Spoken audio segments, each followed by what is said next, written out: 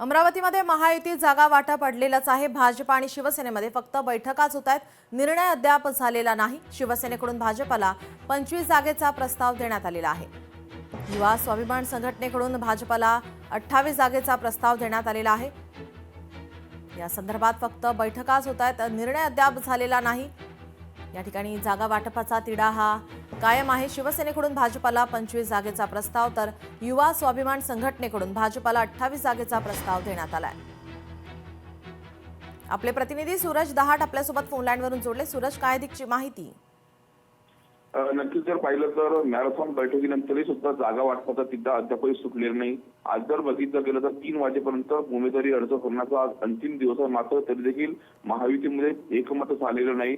भाजप आपण जर पाहिलं तर भाजप 51 सीटा, शिवसेना 16 सीटा आणि युवा स्वाभिमान 9 जागेवर आपली उमेदवार लढवणार असं एकूणच सूत्रांची माहिती आहे। आज जागा वाटपावर अंतिम फैसला होणार असल्याची एकूणच माहिती आहे।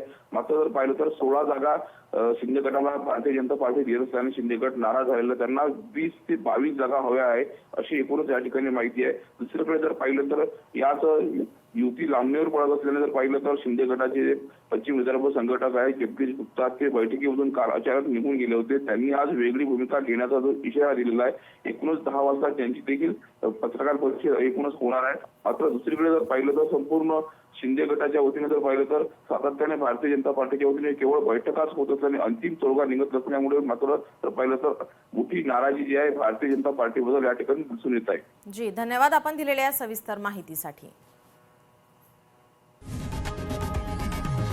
लोकशाही मराठी ऐका, पहा, जागरूक रहा।